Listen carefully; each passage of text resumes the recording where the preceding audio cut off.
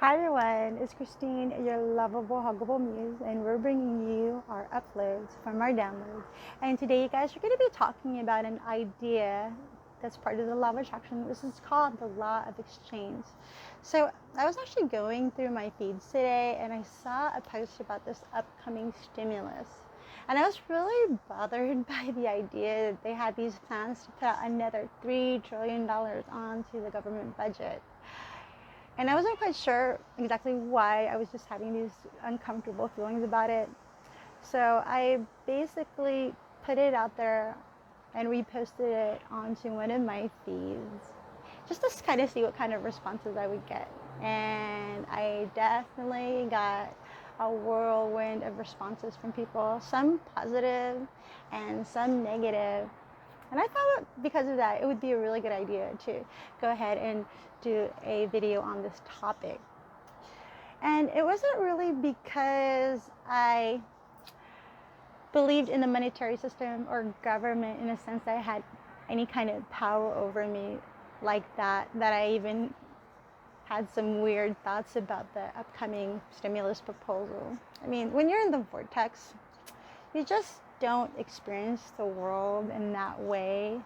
There is no lack, there is no scarcity, and there is just abundance. It's just sort of different for everyone, and it doesn't quite look the same. So one person's idea of their dream life is definitely going to look different from someone else's. I mean, some people will definitely be happy living in a bungalow on a beach, and some people just need that big house. So it really just depends on what you want out of life and what you consider abundance. But I do know the monetary system is something real for some people out there. I mean, if you think about what it's really representing, it's something of value, even though it may not necessarily be tangible.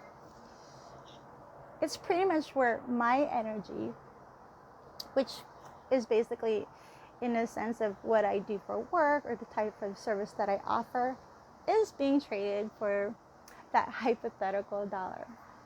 And I say hypothetical, you guys, because right now the dollar is literally not backed by anything but a promise.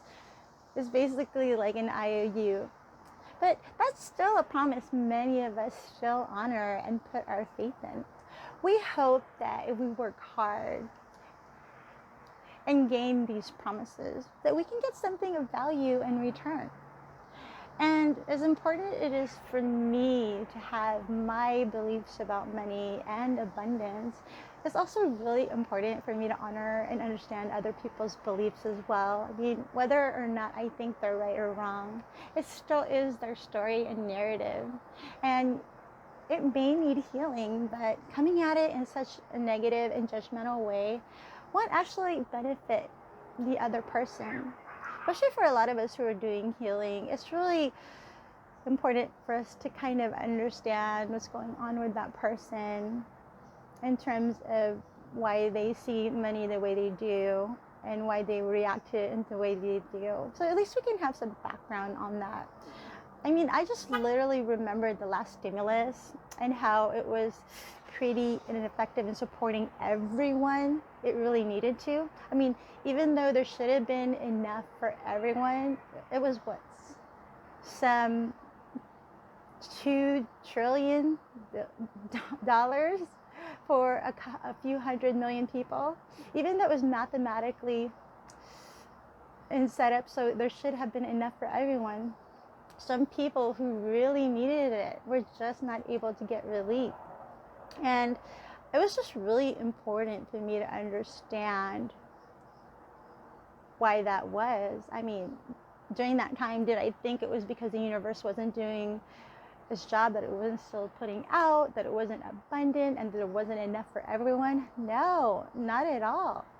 I actually, for the most part, always believe that the universe is always pushing out and always giving abundance to people, and that we really, in essence, just have to receive that. But this particular topic did make me question why this was a reality for some people. Why was it that even though there was that much money that was being sent out, why was it still not enough? And one of the things that actually came up to my head was something called the law of exchange, or fair exchange in the law of attraction. And I'm going to go ahead and post a link below in case you guys have any more questions about that. So many people who follow the law of attraction or believe in the vortex, sometimes they actually assume they can just get all that they want out of something without really necessarily having to do anything for it or to give everything in return. But as abundant as the universe is, it does operate under a few universal ideas, like attracts like. And there's also Newton's laws of exchange. He has 3 that I'm actually going to post up here, but we're going to talk about number 3, which is every action has an equal and opposite reaction. So there's always been this balance on Earth with gravity and Newton's laws, with masculine and the feminine, the yin and the yang, light and dark. We see evidence of this pretty much everywhere, and especially in nature. So when we start seeing an imbalance in the vortex in anything, that's when we start going outside of source and experiencing these more negative feelings like lack and discourse. And we can't necessarily keep taking and taking from source and giving nothing back. I mean, abundance doesn't necessarily work that way. It does come with a sense of care. I mean, you can have everything you want and more, but it still is something you need to nurture. And that resource is definitely something you need to give back to so it can technically grow. I mean, for instance, if you want a plant to grow, you still have to water it and you still have to give it sun. I mean, that's just pretty much how reciprocity or the practice of mutual exchange works. With great power comes great responsibility. So the people who have the responsibility to give more are obviously those ones that just have more. Not only because they did initially benefit from those people around them, but if they're still benefiting while there's still those in lack, there's definitely an imbalance in the force. So it doesn't matter who you are or where you are in life. You definitely have an opportunity to impact that.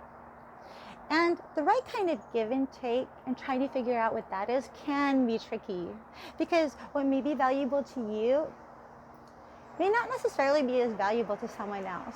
But that's the beauty of it all too, because sometimes something you would never have thought was worth much can mean so much to someone else.